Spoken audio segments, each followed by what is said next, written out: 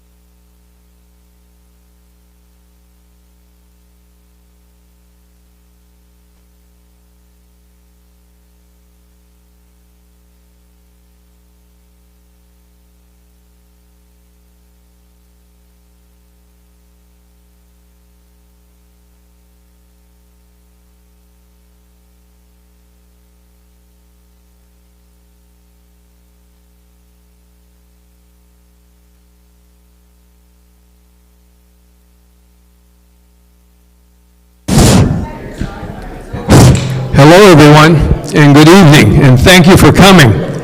First of all, before we get started, if you haven't already, because I see there's some empty spots in front of certain people, if you want your coffee and some cookies and some other sort of snacks, please get them at your leisure. We're still waiting for about 10 or 15 people that are still due. But let me make some announcements just to make you aware of what's going on here. First of all, we had left some paraphernalia on your tables just to let you know, especially for the new people, of what goes on at our illustrious 110-year-old courthouse here. And that is this thing here. And this is the one that lets you know what's going on for between now and at the end of December.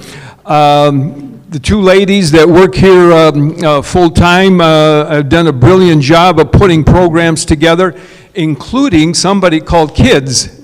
Who could have thunk it that kids actually would come to a courthouse, huh? But they do. They do come here on Saturdays, and they got programs going on for them on the first and third Saturday of every month. So please look at the booklet and make some plans to come on back. I mean, we really appreciate your support on this. Also, this is the end of our year, and you're going to say, Steve, what do you mean it's the end of the year? It's only October. Okay. It is October, but the way the county counts their year and so forth, October 1st is a new year. And if you really want to help us out, you can become a member of the Citrus County Historical Society. Steve, why? Why would you want to become a member? Oh, let me tell you. You can become a member because what happens is that you're a member for $20 a year for individual, and God forbid you have 2, 3, 4, 5 people in the household. For $10 more or $30 a year, the whole household becomes members. And you're eligible for any of the events that are coming up at our courthouse, our concerts. We just had a signing for Clyde Butcher downstairs, and the members get an additional $5 off of events. Show up to 4 events, and it pays for your membership. I think that's a pretty good deal, just to make everyone aware. Also, we have a double hitter going on here. Part 1 tonight with Ken, and then part 2 in November, on November 10th, is with Elliot Kleinberg, also for the veterans. He's going to be talking about War in Paradise, and that's going to be the when Florida goes to war.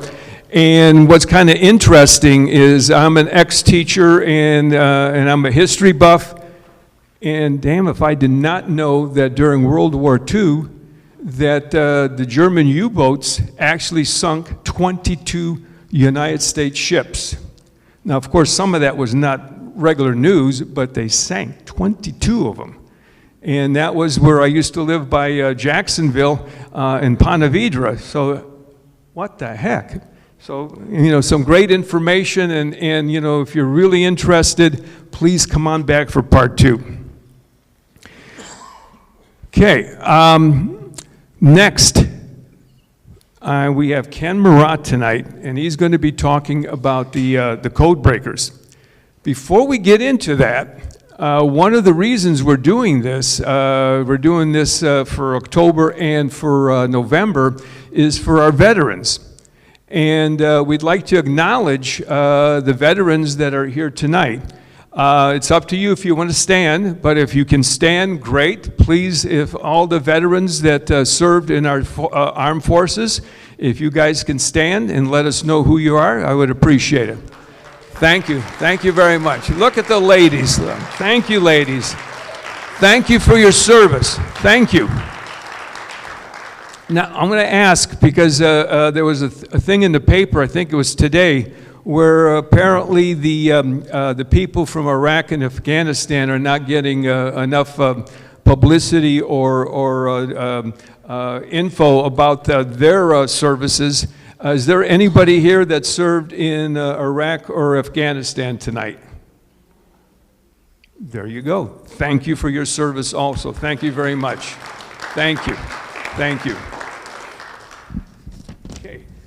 With that, come on in. Come on in. We're going to let you come on in. We said there was about 10 people that are still due. You're more than welcome to get coffee and before we get started. And again, it gives my pleasure to introduce Ken, who also works here as a researcher. And, you know, you have to forgive him. He is from Boston. But otherwise, everything else is great. Again, Ken Marotte. Thank you very much. Thanks, Steve. Thanks, everyone. Glad you could make it tonight. It's really heartening to see the interest in history and in this topic in particular. It's something that a lot of people don't know very much about. And when I found out about it, I thought that this would be something good to bring to everyone's attention throughout Citrus County. So we're going to have like an introduction of who I am. Just the agenda is codes and ciphers through history, kind of setting the stage of code breaking before World War II. We'll do a case study with our first female cryptologist. We'll have the American women's response to war, a case study of one of the best cryptologists ever, and then performing your own World War II history search if you are interested in that. Some resources, kind of some tips and tricks, things that I hit that you may not be aware of, things that you could kind of disregard, some places to go if you're interested in World War II history or history of any military conflict. And then we'll do questions and comments at the end. So, as Steve mentioned, I'm a volunteer historical researcher and writer here for the Citrus County Historical Society. I have a BA and MA in history from Providence College. Go Friars. Oh, really? All right. I've had a very long career in information technology and just a wide variety of disciplines, everything from app programming to databases, audit, regulatory, project management, and then finally ending up in cybersecurity. When I retired, I was a vice president and cybersecurity program lead for a very large global bank. So, I thought I burned all my ties, so I'm kind of lucky to find one tonight. I still currently hold my CISSP for info security certification, info systems auditor, a PMP in project management, and I'm also a forensics analyst. So I've kind of seen a lot that's gone on. Encryption has always been part of my career, where when I first started, one of the programs that they gave me was at a MasterCard and Visa processing place, and there's actually an encryption algorithm on your cards. Your credit cards. That was much more complex back in the day. And so I was the app manager, the programmer that was responsible for making that happen. I had my own business for a while doing cybersecurity risk assessment. I had to actually build my own encryption package for making sure that the passwords were secure, because some of my customers were fairly large institutions and they needed a robust encryption solution. And then finally, one of my programs that I was responsible for when I was working and where I just retired was making sure that all of our websites had certificates that were properly protected with the latest and greatest version of encryption. So I was constantly going out and testing them, making sure that the app managers knew what needed to be done to bring their apps up into compliance. So this is kind of for me, this is kind of a conjunction of, I guess, a joining of history and my professional life. So one of the first people that actually used ciphers and codes was Julius Caesar. And today we have something known as the Caesar cipher, and as you can see, it's essentially a replacement cipher, where if you wanted to put the letter D, and you had told people you're going to shift to the left 3 positions, then you would actually write the letter A. And so the Caesar was used this quite a bit, and we know that from some of the messages that we've seen. And so here's an example where, as you see, it looks like gobbledygook up at the top, and that's an actual message that he sent off. But he would tell the recipient that, okay, we're going to do an offsite to the right of 3 positions. So once you do the offset, any Latin scholars here that know the mater lingua would know that this is a message for his friend Brutus on the Ides of March, saying, come and secretly meet me here, come alone and tell no one. Of course, that's a message that was easily broken and with disastrous results for Julius Caesar.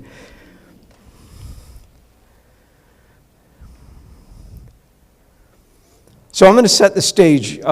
Before World War II, we were woefully prepared for World War I.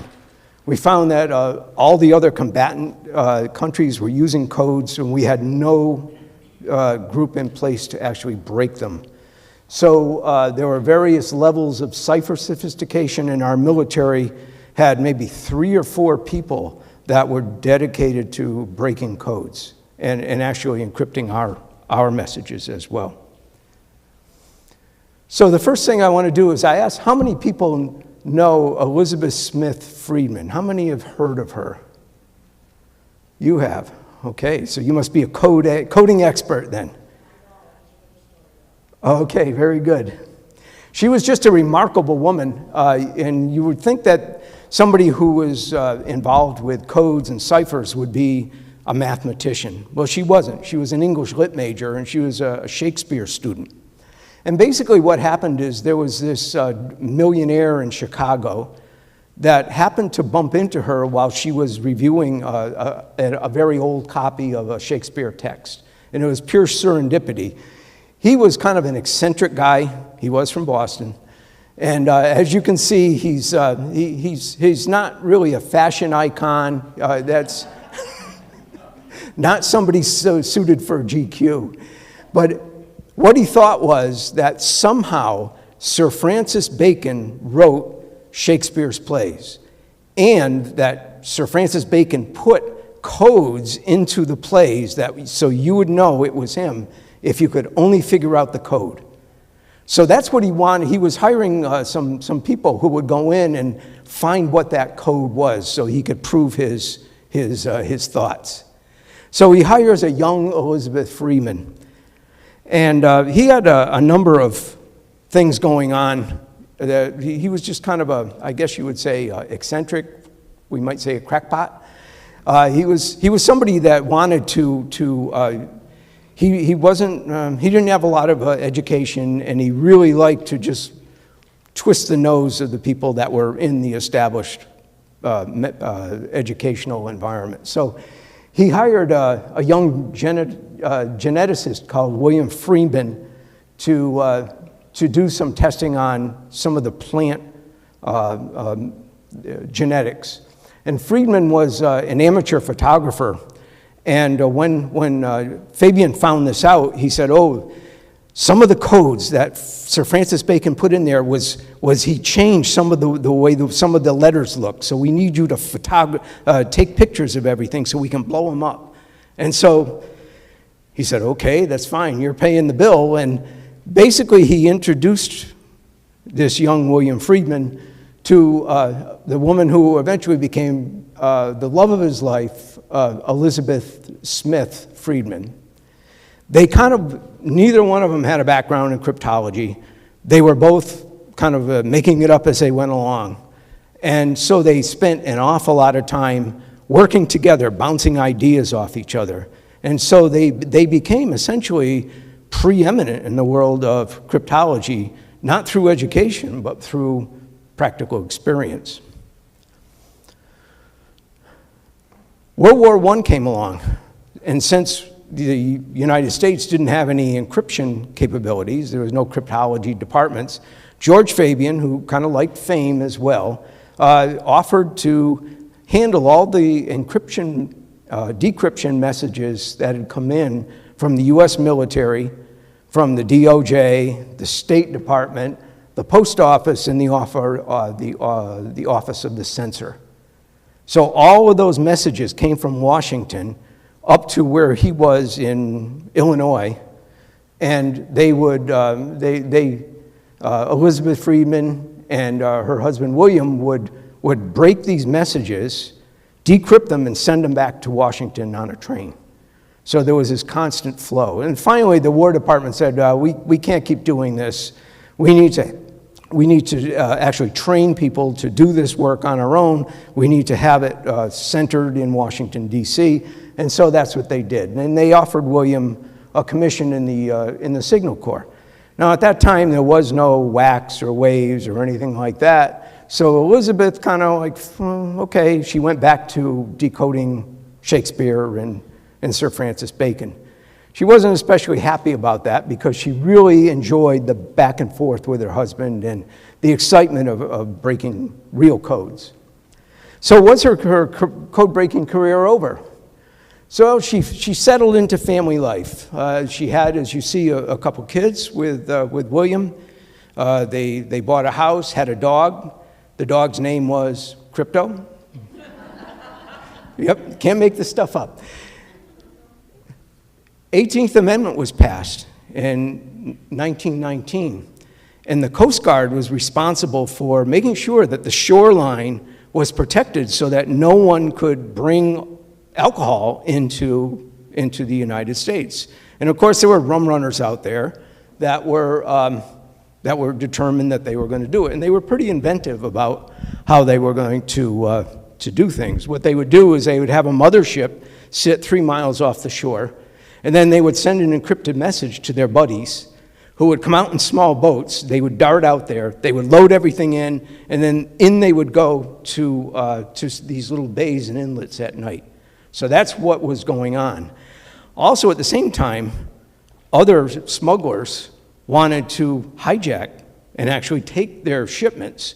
So there were two reasons why these mobsters were using codes. They wanted to protect themselves from the United States Coast Guard, and since there's no honor among thieves, they wanted to protect themselves against the other mobsters. So in 1925, the U.S. Coast Guard knocked on Elizabeth's door and said, please, will you help us out? We know you had some experience during World War I, and so she said, okay, that's fine. They made her a special agent, and then she worked with a very small staff to be able to identify the location of the mothership, the owner, the details of the alcohol drop, so that the Coast Guard that only had a few ships at the time would be able to better attack the smugglers where they were most likely to be. So it enabled the Coast Guard to really do a lot with just a little. 1931, the Coast Guard said, okay, we want to really expand and formalize cryptology, and they asked Elizabeth to head up their cryptology division. She went from like a boots on the ground type of person doing decodes and stuff like that, where she was highly visible. She had to testify in cases that led to quite a few convictions, and from what I understand, there was actually a price on her head from some of the mobsters. The FBI actually had details that would follow her around to protect her from those people during the course of the trial. So the defense attorney said, oh, this is kind of mumbo jumbo, this is witchcraft. And so she said, okay, Judge, can I have a blackboard? And she sat down and patiently gave a class to the judge and jury on how she actually did what she did.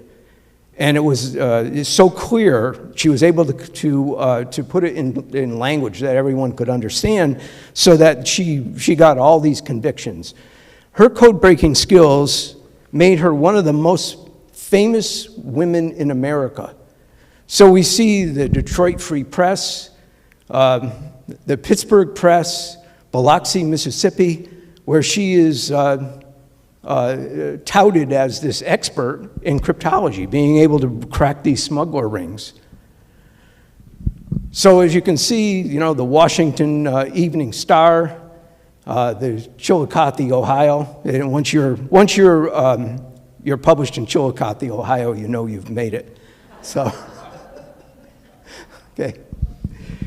So she was extremely famous in America. And as the century, as we moved through the 30s, Prohibition ended, but there were still cases out there where people had committed crimes, so we needed to still convict those people for what were crimes at that time. Canada had similar problems with smugglers, except it was an opium trade from China that they were dealing with. So they went to the Coast Guard and said, hey, can we borrow Elizabeth? She didn't know Chinese. She didn't know Mandarin. They said, don't worry about that. Just break the code. We have translators that will take care of this. And she was able to break the codes nevertheless. And this led to international fame on her part. She became famous in newspapers in England and in Canada, in addition to the United States. This was her staff at the time she was doing all this. She was part of a 5-person staff where she was the cryptanalyst in charge. She had a couple assistants, a junior cryptanalyst, and a cryptographic clerk. That was it. And she was doing all this work. It was just amazing what she was able to accomplish with very little resources. So this led to another series of newspaper articles about Elizabeth Freedman, from the Philadelphia Inquirer, the Scrantonian, Baltimore Evening Sun. They say, well, she doesn't know the language, but she knows she can solve Chinese code. So it's kind of an interesting ride for her. So these were 1938, 1939. So on the eve of the war, she was already established as a world-famous cryptanalyst. So everyone knew who she was.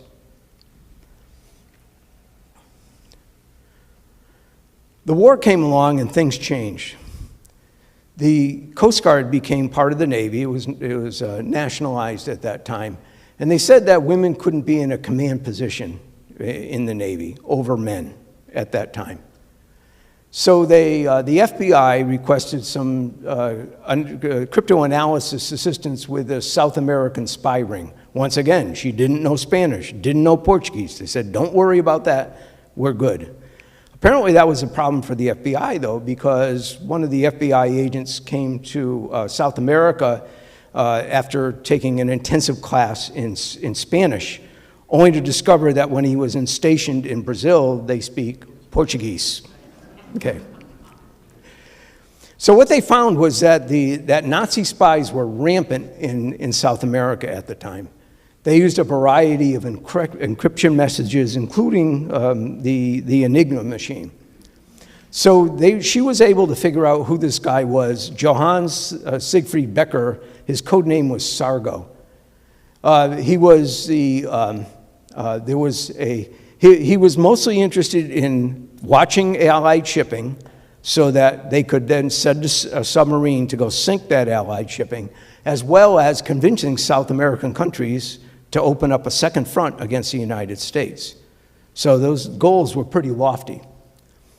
So Elizabeth and her staff, of course, broke the message, and the FBI, though, instead of just quietly doing things, they had mass arrests early in 1942. And of course, J. Edgar Hoover, being the person that he was, who was a megalomaniac, loved to see his name in the paper, really set the whole effort back to ground zero. Sargo went deep underground. They realized that their code had been compromised, and so when they did come back, Elizabeth and her team had to start from scratch, and it was all because of J. Edgar Hoover. She was involved in one other case during World War II, and this was Japanese espionage. This woman, Velva Lee Dickinson, had struck up a friendship or a relationship with some Japanese diplomats. And so there's a picture of her store there. They called her the doll store lady in all their code and everything. And she used the doll store as a cover. And what she was doing is sending encrypted messages about our ships in Pearl Harbor to the Japanese. Once again, Elizabeth Freeman decoded the messages, and that resulted in conviction. So she was, she contributed quite a bit during World War II as well.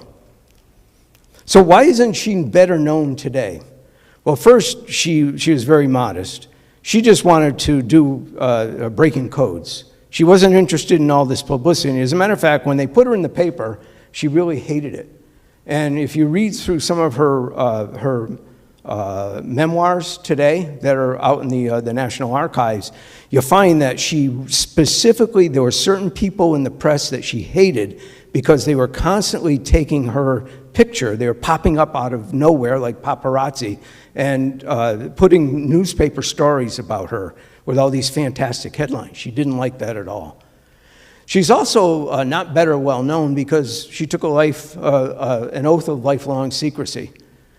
She essentially, with all the other women that were involved in code breaking, were told, you need to be quiet, loose lips sink ships, and if we ever hear that you release any secrets throughout your life, your choices will be to be hung or shot.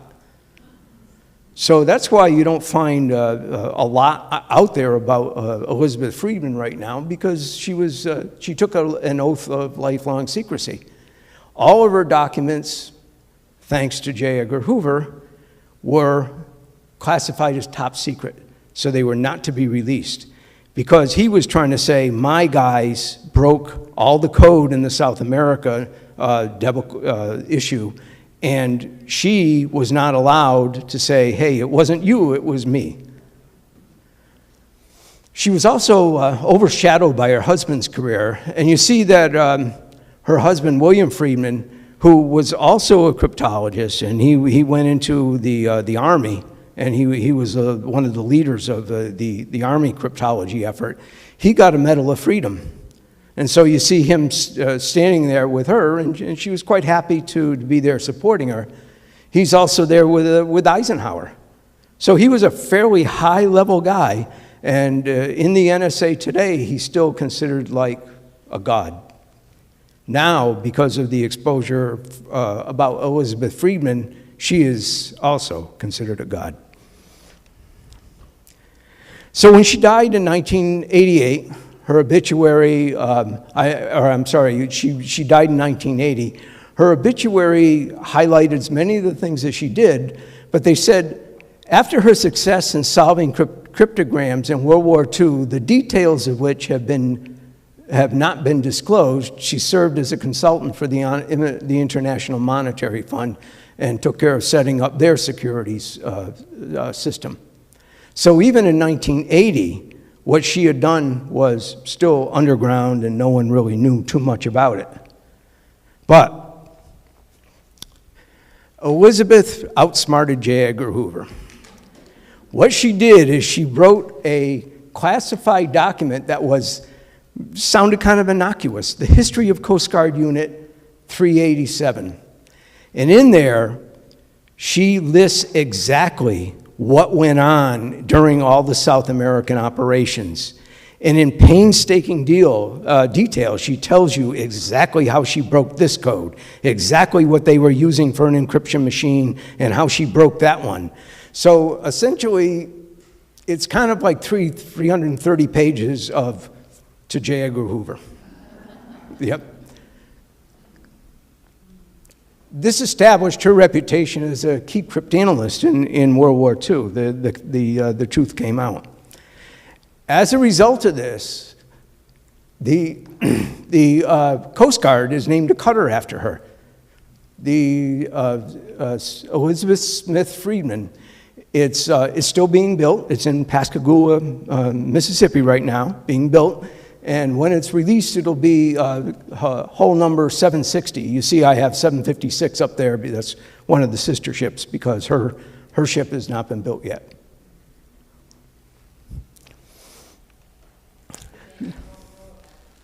And no one knew about this. And well, I think she knows. So say you're interested, you want to know more about her. Well, there's a number of resources that I can give you. One is Jason Picone, his book, The Woman Who Smashed Codes, and he's actually the one that found that document, that 330-page document in the National Archives, buried someplace. And he really resurrected her as a World War II hero. There's if you're familiar with PBS, The American Experience, they did an hour-long presentation on her called The Codebreaker. And her papers are all in the George C. Marshall Foundation in Lexington, Virginia. If you do go out to YouTube, you can find the Codebreaker. I really suggest that you find the one with the commentary before and after by the George C. Marshall Foundation, because they do a very good job of setting the stage and explaining what went on, and then they show the show in its entirety, and then they have a postscript on it as well. Very well done, so I really recommend that. Finally, the National Security Agency, National Archives have her documents in there, and then there's a book that came out in 2017 called Code Girls, and we have a few copies of that in our bookstore here. It was written by Liza Mundy, and she was able to go in and actually interview some of the women that were actually involved in breaking codes and soliciting from them the story of what went on.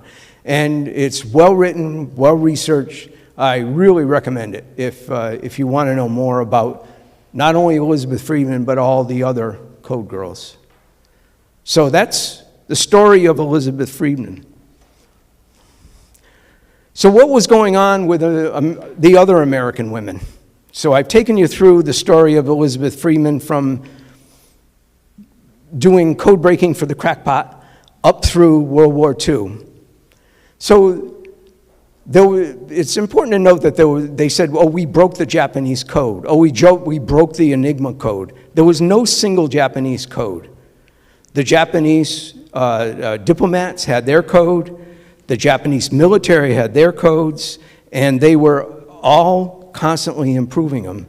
So as soon as they had a code which we classified as red, we called it red, the diplomatic code red, they came out with something called purple, which was an upgrade of that. Same thing with the encryption that was on the Enigma machine. The original Enigma machine had 3 rotors, and it would produce X number of possible variants of a character. As the war progressed, they eventually went up to 4, 5, 6, and they had some that could even handle 8 rotors to attempt to keep one step ahead of the Allies. And we'll talk more about that later. So the first woman that I wanted to talk about here her name is Genevieve Gotchan. She was hired as a civilian math teacher by the Army Signal Intelligence Service. And that was the service, the branch, that was headed by William Friedman. So there's the connection with Elizabeth there. 1940, August, she's from Buffalo. She goes off, has a vacation with her parents. They have a great time. She comes back refreshed. September, she notices this abnormality in the Japanese intercepts, and she finds a small foothold that enabled her to break the Japanese code. So she brought Friedman over and everyone else, and they were just so excited about it because they were able to crack the Japanese diplomatic code, which was just an amazing accomplishment. Now, this is a year before Pearl Harbor. So we were reading a lot of the intercepts that were going back and forth with Japan a year before Pearl Harbor.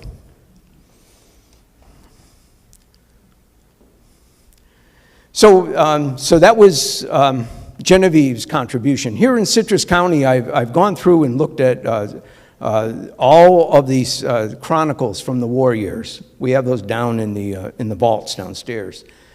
American legionnaires in 1940 were being asked, hey, just in case there's a national emergency, what are your abilities and how can you help us out here? Not that we're just kind of asking. So they were actually building an inventory of skills a year before Pearl Harbor broke out. Recruiting actually in the Citrus County Chronicle for the Army and the Navy, even the FBI advertised in Citrus County. They were really building up across all the branches of government. At that time, though, it was focused on men, getting men to enlist.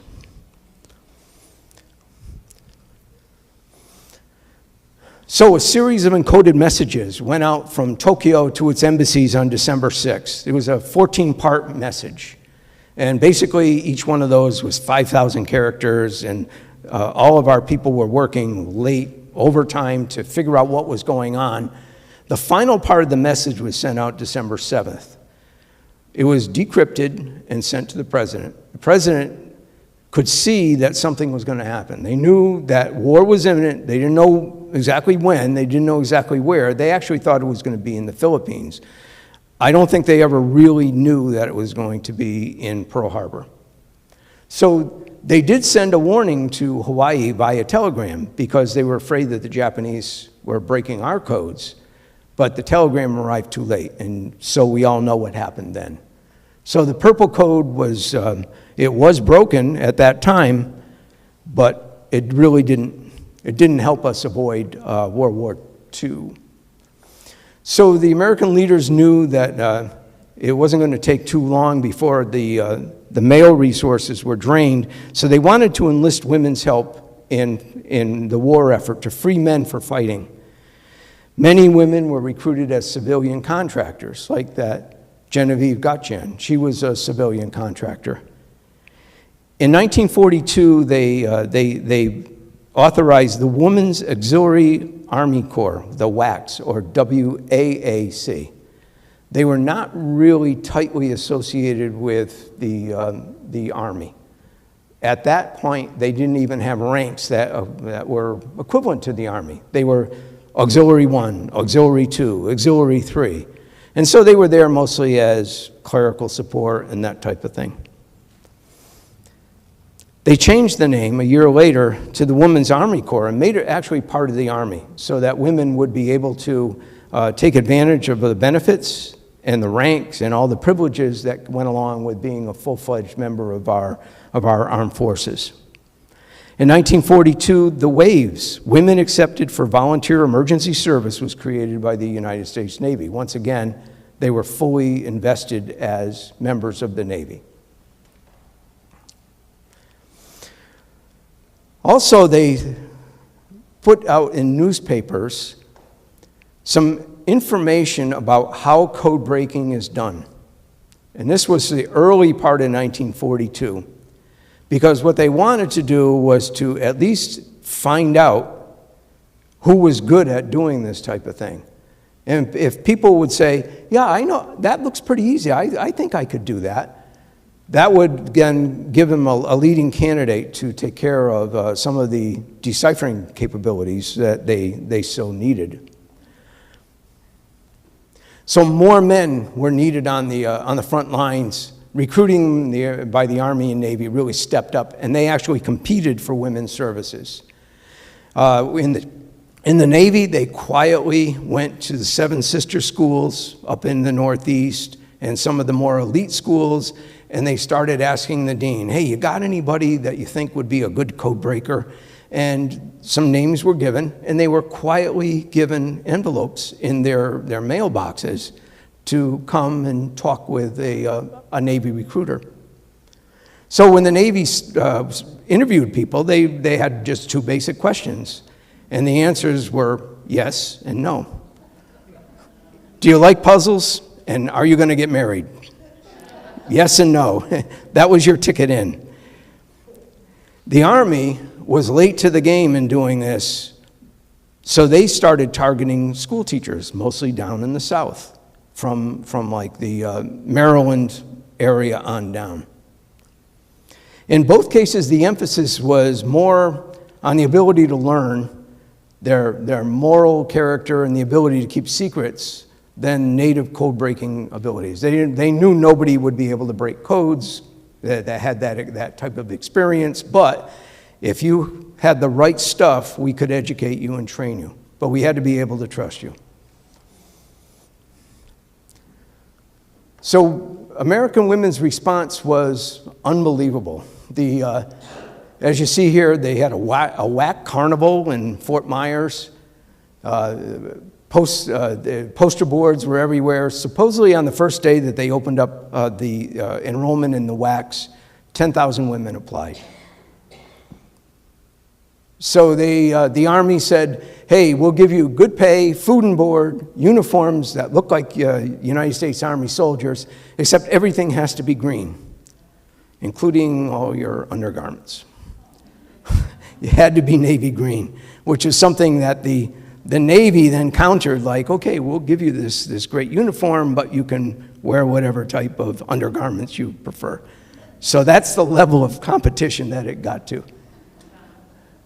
Navy ways were prohibited from leaving the U.S. mainland except for Hawaii. So you hear the slogans, join the Navy, see the world, except if you were a wave. Stay at home. They could not at that time. Looks like I minimized that. Okay, the Navy responded by having a fashion designer come in and actually design these wonderful outfits, and then they showcased it in front of New York City, the Jefferson Memorial, the Lincoln Memorial. I'm kind of a devotee of the Navy, and I was kind of looking at that ship in the background, and it looks to me like it's a World War I destroyer. So whoever did that poster kind of missed the boat on that one. When this was announced, it was in Vogue magazine, believe it or not, that these very stylish outfits were there for you. So much was promised, except if you notice the whack on the right, or the wave on the right, maybe she's telling the recruiter what she thought of his promises.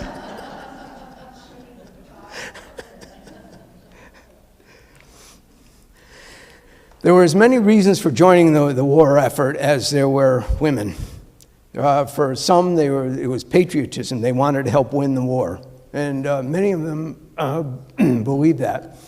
Many had family, brothers in uniform. I saw one woman from, I think it was Alabama or something. She had 8 brothers who were in the service, and she said, hey, it's my turn. Women were, at that time, they didn't have many career paths, and this was a way that they could get training and the opportunity to do other things other than just be a secretary or a nurse or a mother. So for many of them, they would be able to leave their small towns, actually get on a train for the first time, go to these big cities, and really see the big city lights. So this was it played out very much so in small towns. And I put something where there was social interaction that they were interested in. The women were anxious to meet young, eligible soldiers and sailors. When they got to Washington, D.C., they found it was awash in women.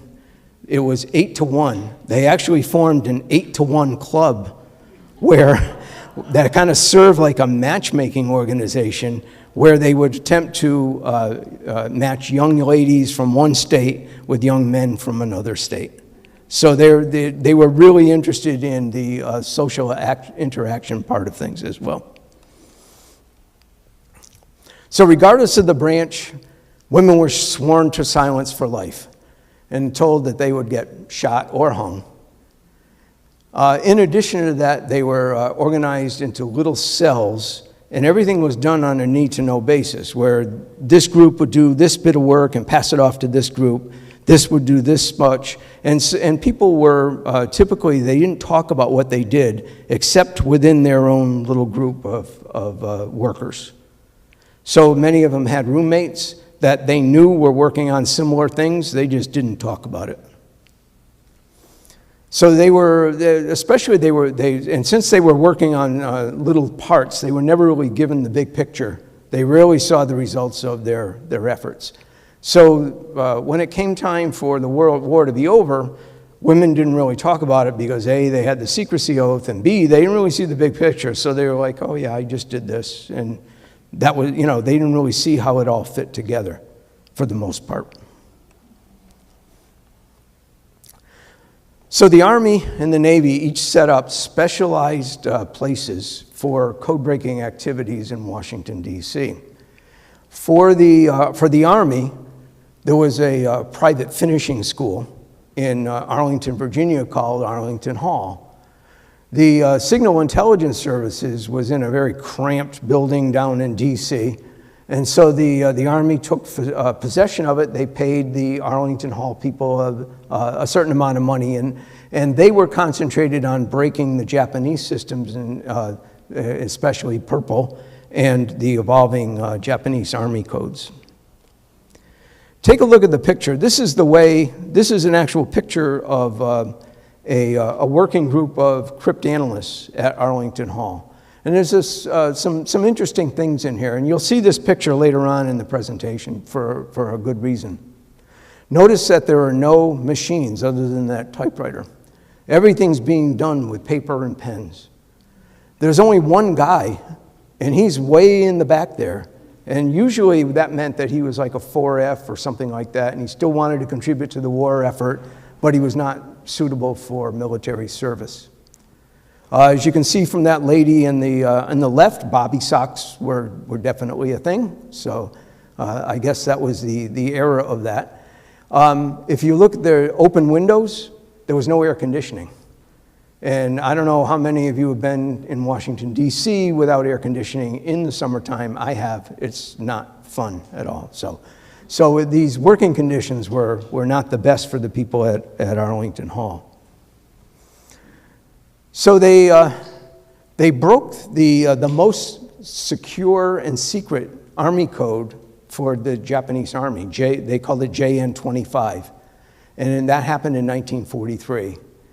And then we found out that Yamamoto, the guy who planned the Pearl Harbor attack, was going to be having a trip to the front to kind of morale boosting for the troops. And we're like, okay, we're ready for you. So unlike J. Edgar Hoover, we wanted to have revenge, but we didn't want to tip them off that we knew about their code. So what we did is launched a patrol of P-38s that you see there, the twin fork Lightnings, and they were there to intercept Yamamoto's plane on April 18th, 1943. They did shoot it down. They found his plane in the jungle, and he was deceased. To cover this up, the Army continued to send P-38s through that area to make it kind of look like, oh, this was just a routine patrol and we were lucky, no biggie. When actually we knew where he was going to be, and we took him down. All right.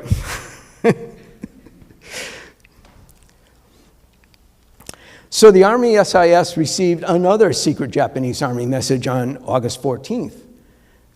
So before anyone else, the U.S. Army cryptologists and linguists, their translators, knew that the war was over. And from what they say, the news spread like wildfire across the Arlington Hall. They told them, you can't tell anybody, and we're locking you in the building until 4 o'clock when the official thing comes out. So for a couple of hours, they're sitting there knowing that the war was over, and they couldn't say anything about it. So eventually, the NSA, after the war, the National Security Administration, or agency, National Security Agency, who has listening posts everywhere, and you are our favorite agency, whoever is listening right now, they assumed responsibility for code breaking after the war. Now, you're probably wondering why I've got a picture of a Civil War cannon up there. Well, the Arlington Hall building was being refurbished in 2008. And what did they find under there? An unexploded bomb from a Parrott rifle that looked like that. They called them rifles, but they were really cannons. So that had been sitting under those code breakers all those years, and no one knew anything about it. So they had to call the disposal unit and take care of it, but that's kind of an interesting sidelight to dangers that they weren't even aware of in Arlington Hall. So let's talk about the Navy, the Waves. They also took over a small school, the Mount Vernon Seminary on Nebraska Avenue. And so they needed a campus to house their growing crypto operation. And this happened so suddenly that the Mount Vernon people went on Christmas break and they never came back. They were never told. Hopefully they got their possessions. The main task for these people and the Navy Communication Annex was to break the German Enigma machine. Now, the Enigma machine was something that was developed back in the 1920s, and it was made as kind of it was not intended for military operations, but it was more for industrial espionage. So companies were buying these encryption machines, these Enigma machines. Well, Germany saw the potential of this, and they started buying up all the machines well in advance of World War II, because they saw this as their way to keep their codes safe. Some Polish scientists figured out they had actually seen an encryption, an Enigma machine. They rebuilt it from memory, and as their country was being overrun, they said, okay, the Germans are going to capture this. Let's give this information to the British. So the British kind of make it seem like they started from scratch and took care of the Enigma machine, and they were the ones that did it, and it was actually the Polish people who got the ball rolling on that. So that's the history of the Enigma machine. We captured several of them. Yep, in submarines. The thing about the Enigma machine, though, is the code changed every day.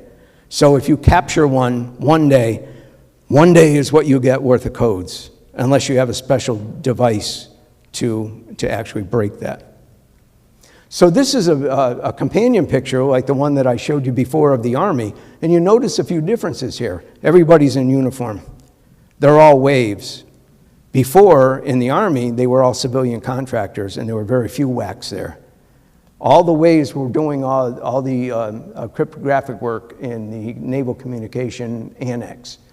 Also see that they're not really working in small cells. There's kind of like this big group of people, and there's actually 2 conveyor belts in the middle.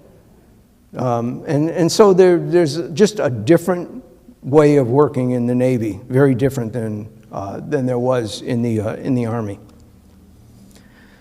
Here's one of the pictures in front of the Mount Vernon Naval Communication Index, and you get a picture of the mix of people who are actually working on breaking codes for the Navy. And you see there's quite a few enlisted women, and then you have women officers. You have some male officers in the back who kind of oversaw the whole operation, and a few swabbies mixed in from place to place. Overall, it was a woman-run operation in the Naval Communication Annex. So we had this problem with the Enigma machine. It was 3 rotors. The Germans decided to add a 4th rotor. That totally invalidated everything that the British were doing, because all the work that they did breaking. So they started a crash program to try to build a machine that would handle this 4th rotor thing. And the Americans said, I think we'd like to try this on our own. And the British, okay, yeah, go off and do whatever you want. We don't know why you're doing that, because we're so advanced in this. But what we did is we transferred 600 Navy waves out into Dayton, Ohio at the National Cash Register Company at NCR. They assembled and soldered. They were actually building the machine that they were going to be running. The machine that is called the Bomba is 7 feet high and weighs over 5,000 pounds. The first test one they called Adam. The second one they called Eve. They fired it up. Adam came up with some results. They fired up Eve, ran the same test. Eve came up with the same results. We knew we were good. We broke the code. Over time, over 120 bomb devices were built by the Waves at NCR. Now, the War Department didn't want to have all those machines sitting out in Dayton, Ohio, so they put them all on trains and brought them back to the Naval Annex. And that's where they were all located, and that's where they were used. So our bombs were so much better than the British bombs that they stopped work entirely. They said, okay, from here on in, any encrypts that we need, we're just going to outsource to the Americans. So you don't hear about that very much. Our bomb machines ran 24/7. And we had, as you see here, a wave that was responsible for making sure that the machine ran properly. Essentially, it was like an electromechanical early version of a computer without any memory. So all those rotors that you see in there would spin, and they would just constantly spin, spin, spin, until they came up with a solution that they felt was going to be able to crack the code.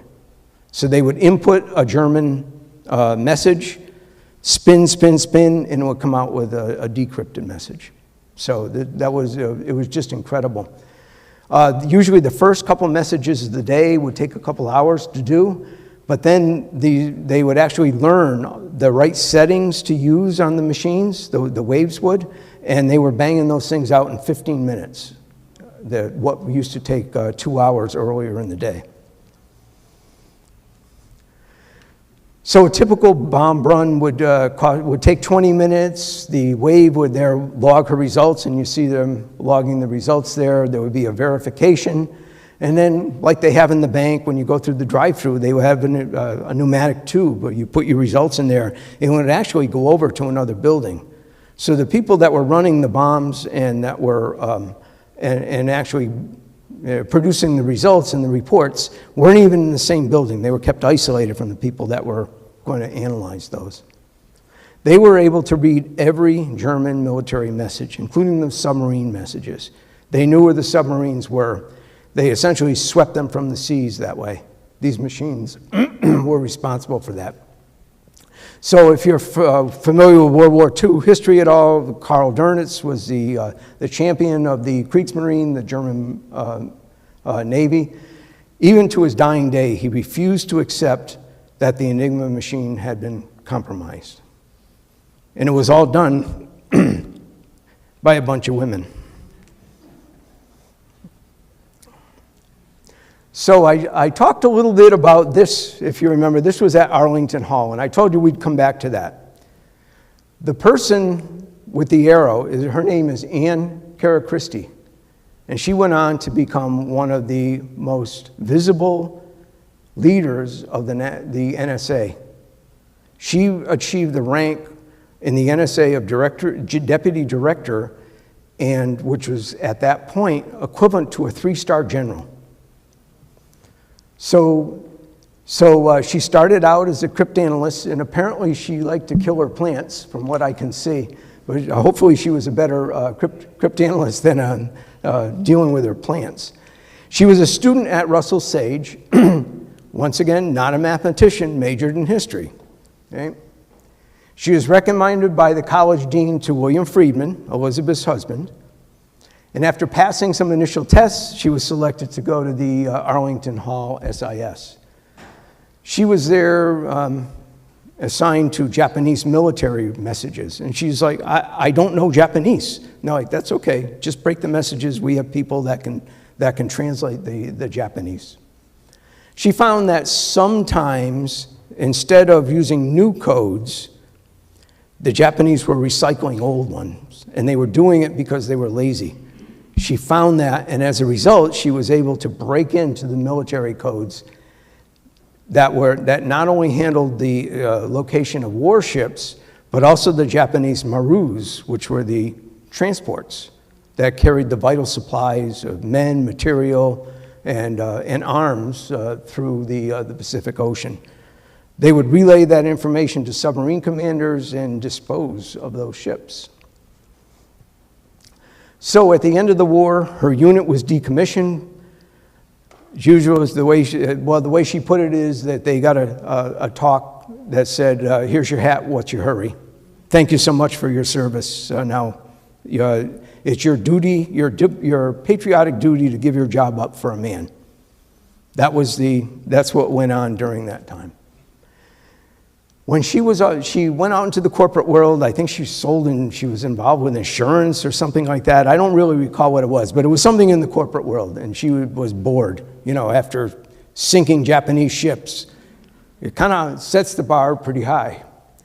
So when the NSA offered her a chance to rejoin, as she puts it, she took the bait, and she rose to the ranks to become a deputy director. She was a winner of the Federal Women's Award in the 1960s.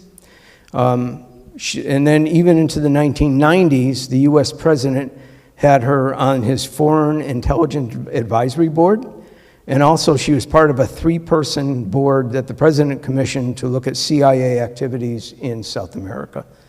So she was advanced in age by that time, but still very, very highly respected.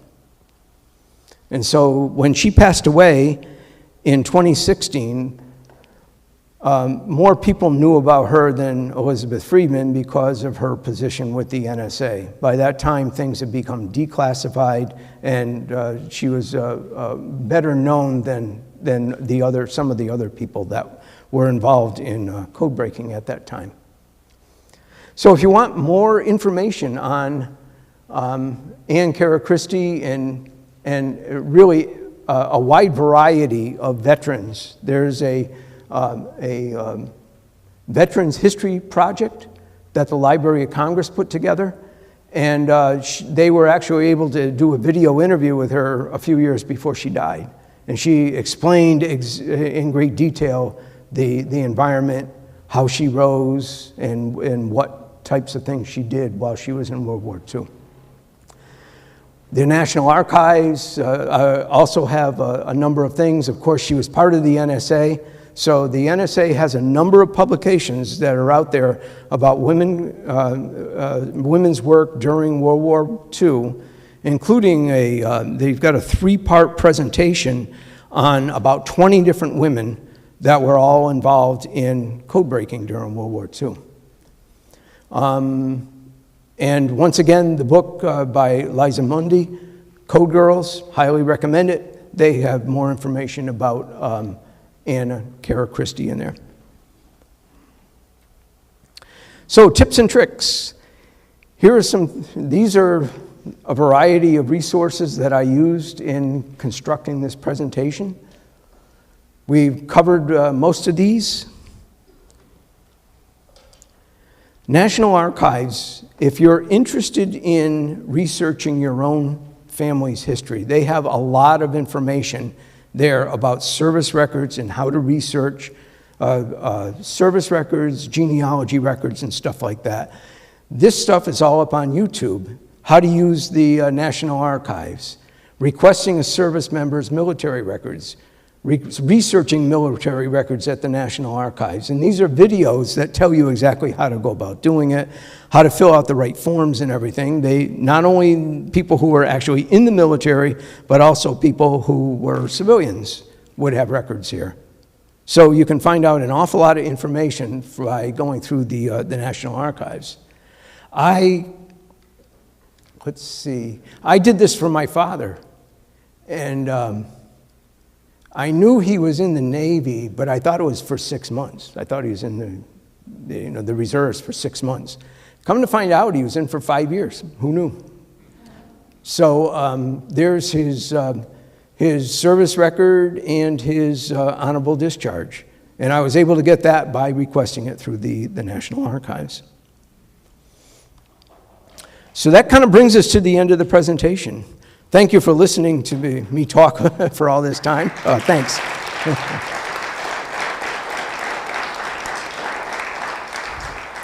I'm interested to know if any of you have questions or comments or things that you didn't know that you learned.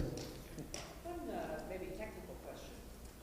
How were the Chinese codes that Friedman was working on actually encoded? Were they Chinese to Chinese? Was there English somewhere in the way? How was she able to break encryption in a language she didn't So the question is, how did Elizabeth Freeman really understand how to break Chinese code in addition to Portuguese and Spanish while she's at it?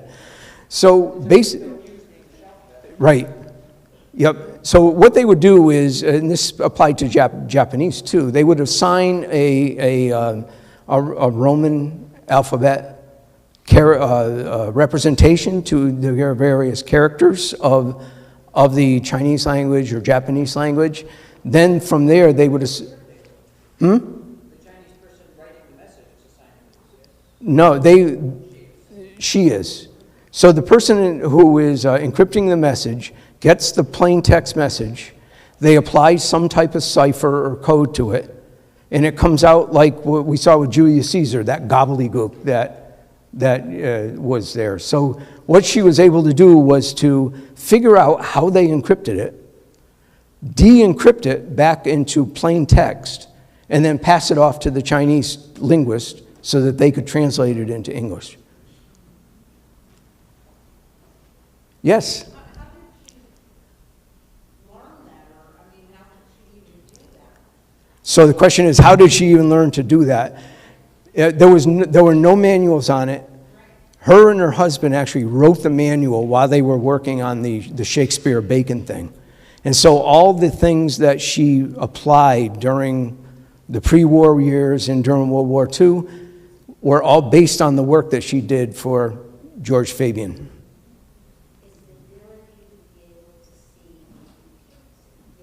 Yep. Yes, ma'am. If you watch the PBS series on the Bletchley Circle, those teams, one of them recognized patterns, which is one thing that she probably could use. Yeah. So they weren't just looking for them, they were people who just could notice patterns in things That's it. Yes. and do whatever they were going to do with them. Yep. Think of it, the question was, it was really like someone who could recognize patterns and not so much actually decrypt things, but just notice patterns. If you've ever done a word search, you're looking for patterns in the word search. And as I looked through Elizabeth Freeman's documents, where she actually put her work papers in there, some of those were actually word searches. They were set up exactly like diagonals like that. So it's just amazing. If you ever have a chance to look up that Coast Guard manual, it's very technical, and I didn't understand a quarter of it, but I was just impressed by the thought processes that she went through. So it's worth it for that perspective. Yes? I want to make another comment. When you put up that page where they put out can you do puzzles, do you like puzzles, and like kind of gave samples? I was born in 42. I like puzzles, but I remember those things being in magazines and papers. I couldn't do them. Yeah. I remember you were supposed to interpret them. Yep. Could you solve them? There was a game called Jumble, and it was in there, and basically I think the way it worked is there were 4 or 5 statements, and you had to pull out a letter from each one of those statements, and it made a word. Yeah, I think that's it. Yes, ma'am. Back to Bacon.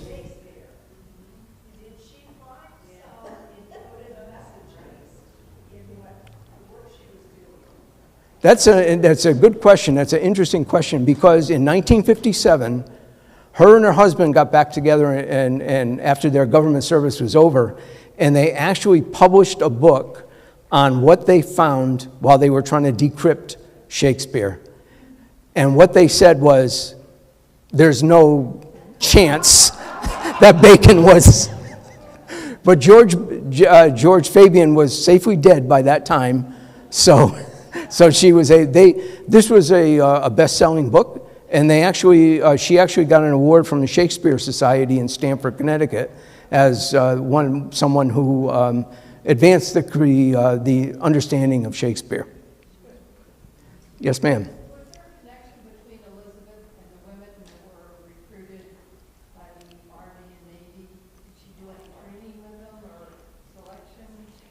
Well, the question is, did Elizabeth Freeman have any connection with the people that were being recruited by the Army and Navy? And the answer is no. No, she did not. No. At least as far as I've been through all her memoirs, And I can't find anything in there that says that she was involved in the selection of these people at all. Her husband was, though. William, yeah. Other questions? Who we got? Andrea back there.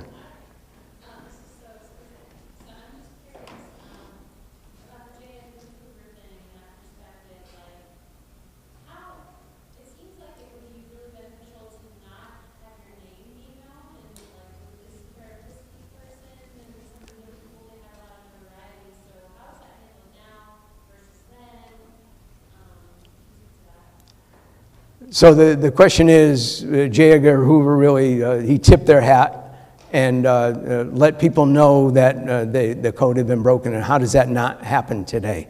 Is that the question? Yeah, and how to keep people's identity, don't they? And their identities need to be kept secret to protect them? Yeah, they do protect them to a point.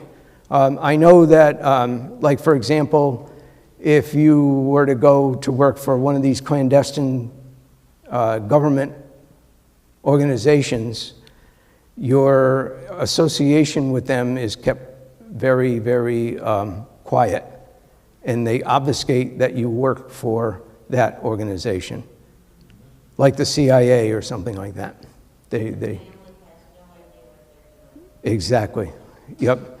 There's a case where a husband and wife came back from the war, and the wife was talking with the husband about, wow, I was working on this breaking the purple code. And he goes, you were working on that? I was working on that. They were working in different organizations, and everything was kept compartmentalized.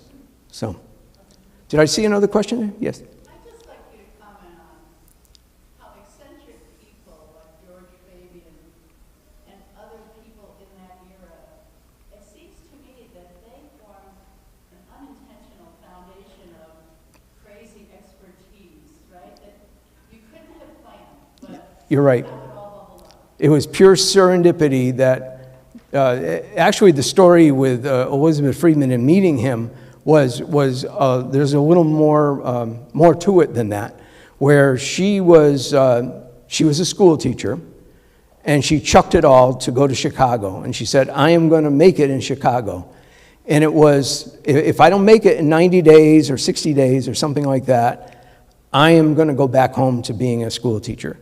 Her last day, she heard that there was a special edition of a Shakespeare book at one of the Chicago museums. She said, okay, well, this is my last day, I might as well go there. And she was there, she talked with the librarian, and because she was so interested in Shakespeare, and the librarian called George Fabian, he immediately came up to the museum to talk to Elizabeth. That's how crazy that whole thing happened. Yep. There's a book out there called They Made America, and I think the subtext is like from the steam engine to the search engine. Ah. It goes through all of these inventors who just sort of by their bootstraps in their farms, outbuilding, over the summer, they invent like a laser. Yeah, yep. It astounds me that these type of people just kind of bubbled up all around America, and I think that's just, It is. it's part of the big picture. When you start to look at all of the little mosaic, you're like, this is crazy. And now I have another question for you about today. On a scale of 1 to 10, how vulnerable are we all to identity theft and hacking, in your opinion? 9. Most of them. Yeah. Okay. Yep. And what's the one thing that we should all be doing to sort of try to bring that down a notch? Well, don't do stupid things online. Okay? One thing that people do is they get these emails with links, and they click on them. And I'll tell you, these emails, while some of them are pretty obvious that they're it's a scam, some of them look pretty darn good, especially when you get it forwarded to somebody from your family. Your and if they don't practice good computer hygiene, you get something from them and you go, well, it must be from them. It's an attachment of pictures and stuff, and the next thing you know, you're infected. Now, I do have a short talk on how to stay safe online. So it's kind of up to you guys if you wanted to hang in there for another 10 minutes or so where I can go over that type of stuff. So I'll bring this up.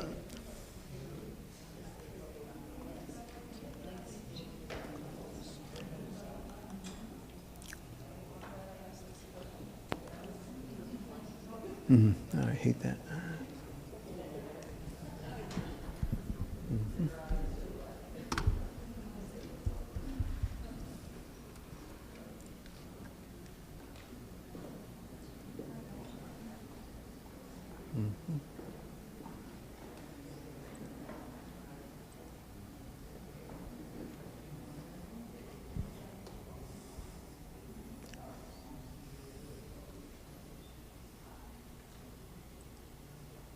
Okay, this one's about staying safe on the net. And I hope you can see some of these things. These are just some tips that I picked up along the way for people that aren't really professionals in the cybersecurity world. First thing, back up, back up, back up. Because no matter how well you plan, no matter how safe you feel, you're always subject to something going wrong. And it could be that it's somebody else giving your personal information that causes a breach on your computer. So there's two types of backups: operational backups that you might take every day or every week or something like that, and then there's long-term disaster backups. Definitely take some long-term backups and put them away, put them in a safe deposit box or something. Don't reuse them. Put them aside like every 3 months or something like that. That way all your pictures, your financial documents, and all that stuff is safe there. And there's another reason for that, and that is that sometimes you might get malware on your computer and you don't know it, and it sits there for a while. And if you're constantly doing backups over the same device, like the same set of flash drives, what can happen is you're actually backing up compromised software. So that's why you always want to have a disaster backup that you can always go back to 3 months ago or something like that. Keep your computer and the apps up to date. I know it's a pain in the neck to get all those computer updates. You know, you want to get something done and it says updating, updating, and that's, you know, it's just one of the necessary things that are out there. Actually, we should be glad that the computer manufacturers and the app manufacturers take the time to give us those updates to keep things secure. No matter how secure they think they make their code, there's always some type of vulnerability that gets discovered later on. So that's why always keep those apps up to date. Use a quality data protection tool or a total protection tool. You know, I don't have stock in the company. I use McAfee, and it seems to do a pretty good job for me. They will clean out any trackers that are there. They will. If I go to a website that they have on their list of bad websites, they'll say, whoa, looks like you're going to a bad place. Make sure that you know where you're going and you have a good reason for that.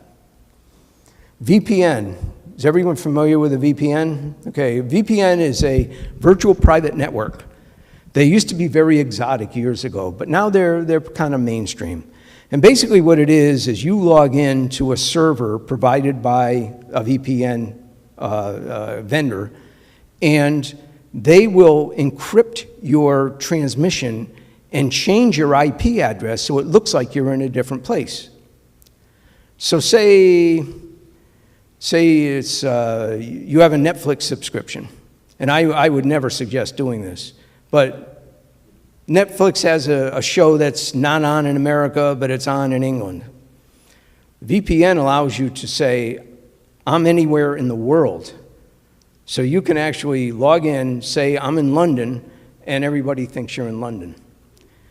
One of the benefits to doing this, though, is that hackers, if they try to get into your transmission, it's all gobbledygook, because it's encrypted at the transmission point and then decrypted at the destination point.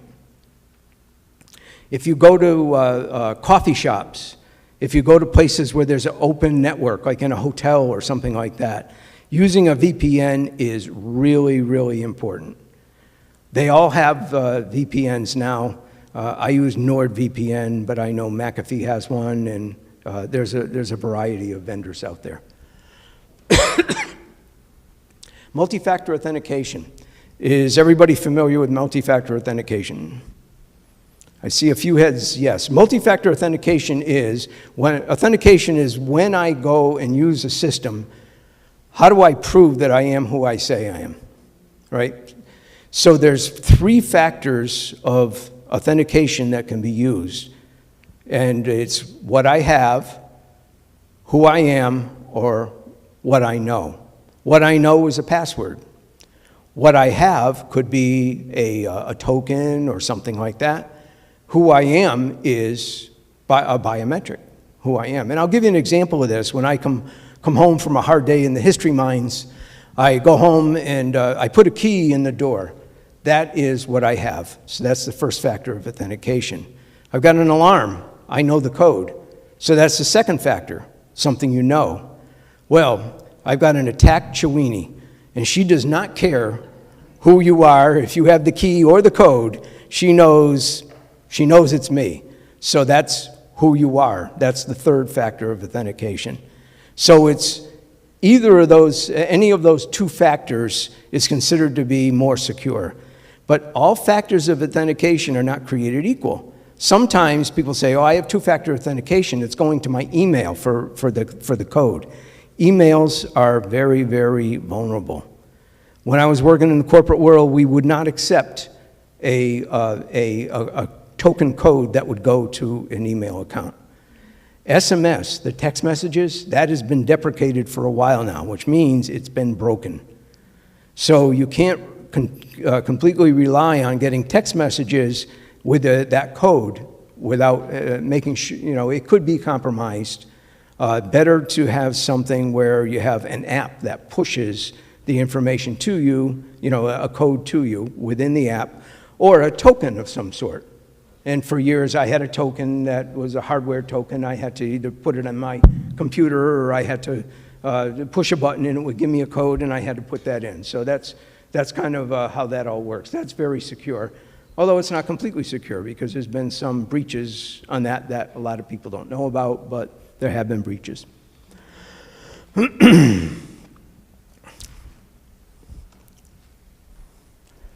All right, the next one. When you travel, you may have a passport, and you have a choice of a paper passport or one of those card passports. The card passports have something in them called an RFID, radio frequency identifier.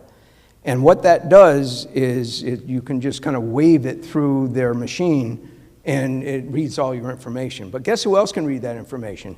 Anybody with an RFID reader. So you go to a foreign country where they target Americans, well, they know who you are by the RFID reader. They know who you are. So if you are going to travel and you have one of those little cards, put it into one of those little cases that you see advertised on late night TV, where it prevents the radio waves from going out there. It even got so crazy where there was a manufacturer of young women's outfits. They would put an RFID and embed it into the clothes. And when you bought the clothes from the company, they would ask for your phone number. Okay, that's fine. As people were walking past the store, they're getting these messages going, hey, Andrea, we've got this great thing going on here. Come on in. And you're like, how did they know I'm here? That's how they knew. The RFID was embedded in the clothes. So there's all kinds of weird things happening with RFIDs. Use VPN in airports and unsecured locations. USB charging ports in airports. Sometimes you'll see you have the choice where you can plug in your charger into a regular AC socket, or they have the little rectangular thing with the USBs where you can plug those in. Similar to gas station skimmers, those can be compromised, and they're not well protected. I just flew recently, and so just out of curiosity, I looked to see what it would take to open one of those things up. They're protected by 4 Phillips head screws. So I could go and put a data scraper in there, And anybody who plugs into that, if they allow data transfer through USB, I would be able to see everything on their phone. So if you're in it, you have a choice and you're in an airport, make sure you bring your charger, don't use the USB. Safeguard your luggage tags and boarding tickets. You'll probably see that there's these little QR codes and stuff like that on your boarding passes and stuff like that. Those have an amazing amount of information about you. So when it's time for you to come home, make sure you shred those, because people can read those QR codes and find out information about you, where you flew, where you live, and all that information. If you're traveling by car, watch out for skimmers, card scanners. And what these are, they're devices that they will actually put into the gas pump. You put your card in there, and it's actually reading your card and all your information, your zip code and everything, and it's going to people that will buy that information. At gas stations, they're supposed to have a little strip across there that says that it's supposed to be.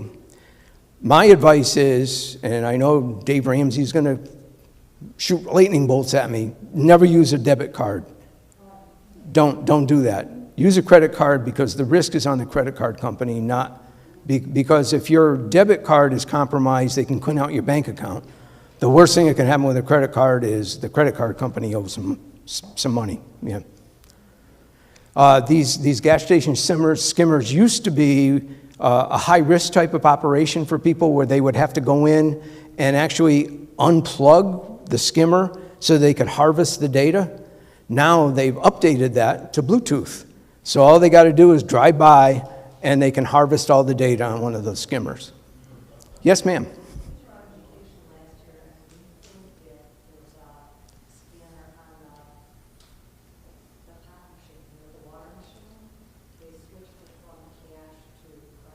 Uh-huh.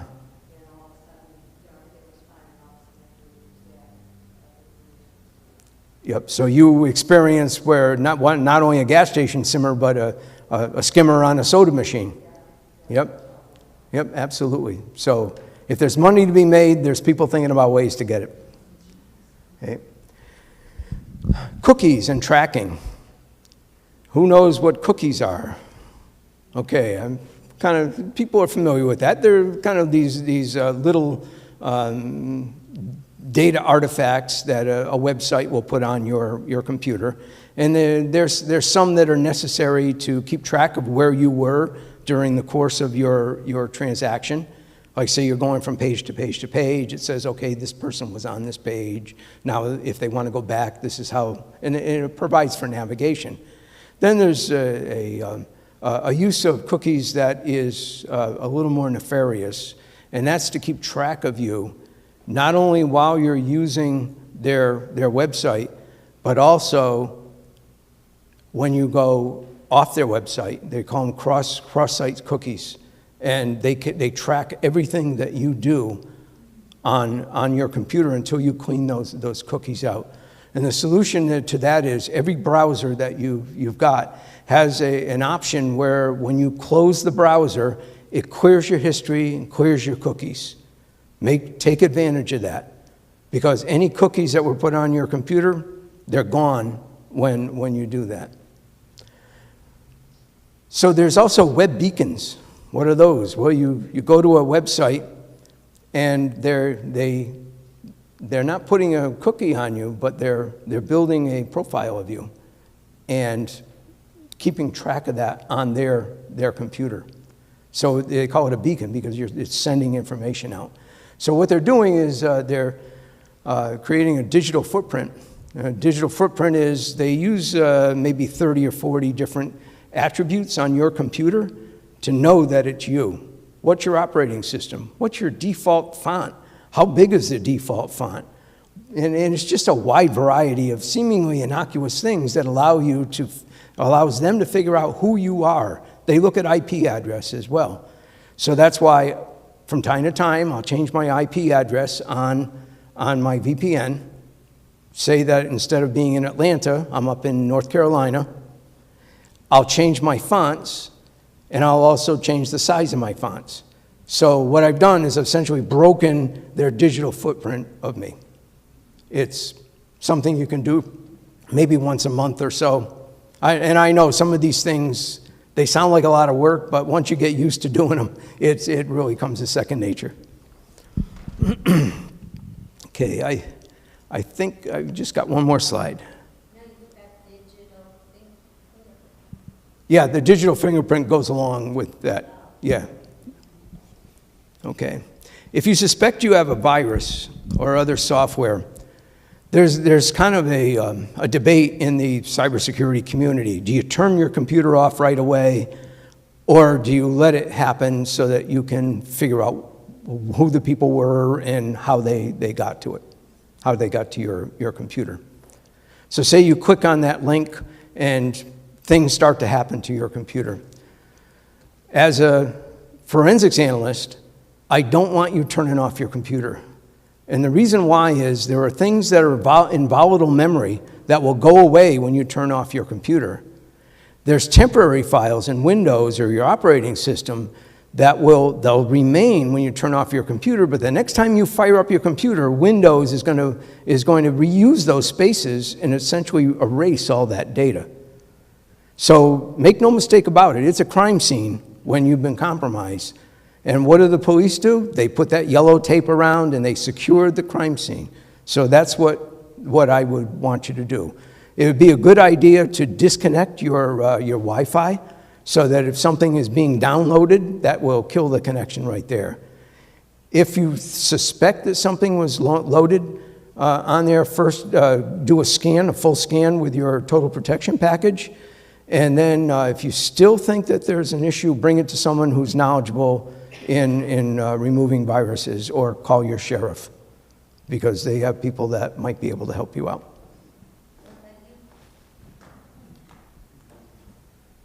I'm sorry? Me? I just write history. So that is my talk. Yes?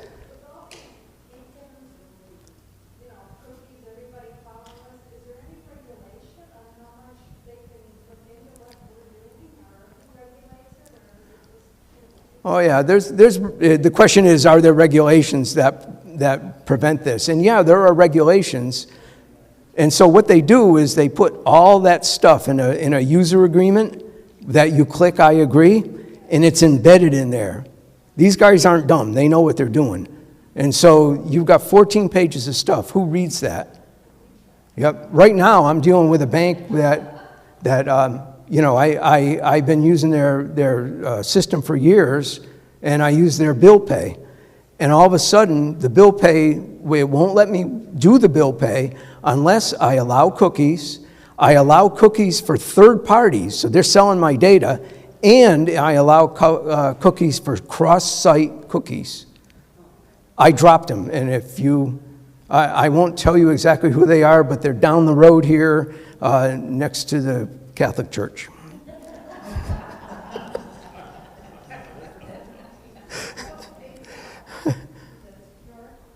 I'm sorry? PayPal is PayPal secure. PayPal is, I know that they've had some breaches in the past. I haven't seen any recently. So anything, the security of a company or something like that it really depends from day to day. I can go back and look to see if there have been any recent breaches with PayPal. I get a daily report on breaches and stuff like that, so I can go back and check. Yeah. I'm sorry? Oh, HTTPS, yeah, that was one of my programs at this large global bank. If you see HTTP, it means that it does not have a security certificate at all. And every browser has deprecated use of HTTP. They'll say, oh, do you want to do HTTP? Then you're assuming a lot of responsibility for that. So you can override it. It's recommended that you don't. Now, HTTPS is what we call, it used to be called SSL. Now they changed it to TLS, Transport Layer Security. And just because something is HTTPS doesn't necessarily mean it's on the latest version of TLS. So we have tools that we run that we periodically will check other people's websites to see if they're secure or not. Am I connected to the internet here? I am? I'll show you.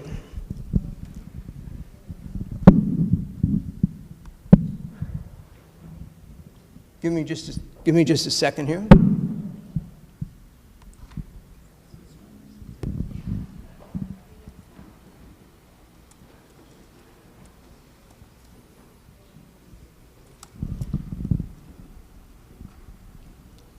Okay, and this is something that you guys can run yourself if you wanted. It's called Qualys SSL Labs.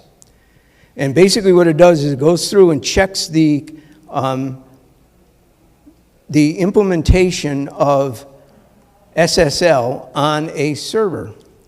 And the way it works is you put in the name of the site that you want to run, and I always check off do not show in the results, because they have something here called recent worst, and this is like sharks to blood. So you're actually making the hacker's job easier this way. So somebody give me a website. Give me a name. MIT.edu. I'm sure that one is probably in pretty good shape. Okay, so basically, there's a few different servers associated with this, and they're going to go through and do the search on each server. What happens is when you go to a website, there's something called a handshake that goes on. And what that handshake is it's like two people communicating with each other. What language do you speak? Oh, I speak French. Oh, but I speak Quebecois.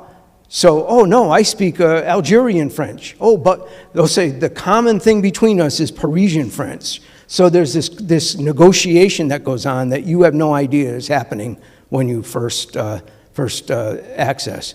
So not only are they checking languages, but they're checking what things do you allow, what levels of TLS and stuff like that do you have, and they'll give you a score as far as what the website looks like. And sometimes it takes a little longer, especially when there's more servers.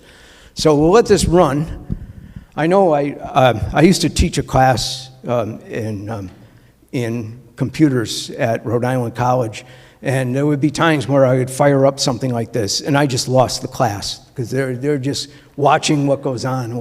So maybe we could, if you have any questions that we could ask while this thing is running. Yes, sir.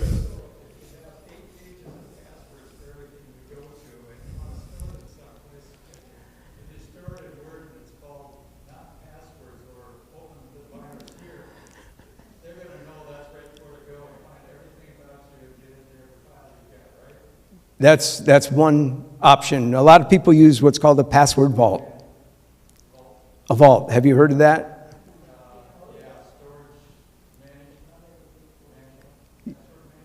Yeah, it's a password manager. And basically what they do is they'll generate random passwords for all of the things that you need passwords for, and then they give you a strong password to access that vault. So it's kind of like putting things into a vault. You know, I really don't. I can't think. McAfee might have one. Yeah, I don't know. I think that like PC Magazine goes out and they will do evaluations on things, and they refresh it every year because it changes from year to year. So, yes?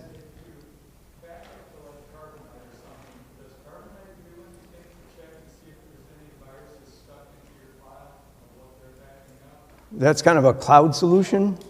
Yeah, no, you're just renting space. Yep. Andrea?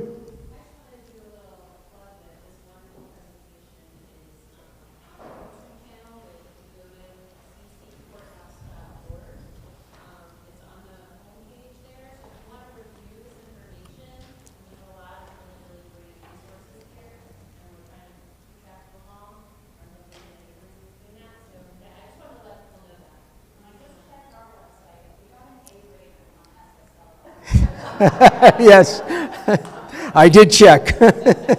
Absolutely. So as you see, MIT servers, of the 3 they got, they're coming up with A's, as expected. Yep. They better, absolutely. So just 2 other things. One is that with World War II history, we're going in and scanning all the Citrus County Chronicles from 1942 to 1945, and as opposed to microfilm, they're going to be searchable. So you can put in a keyword, and it will come back with all the iterations of that. And we can always use volunteers at the museum.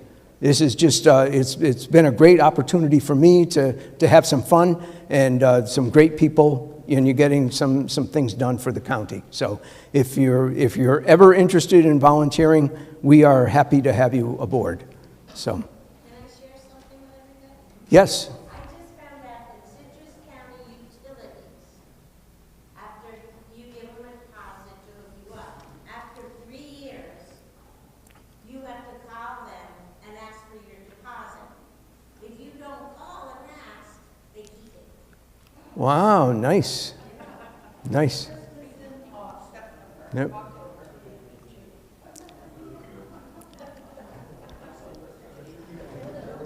So it looks like we have 3 A's here, so we're doing well on the. I'm sorry? What does it have besides A's, B, C, D, F? Yeah, it goes down to F. Yep.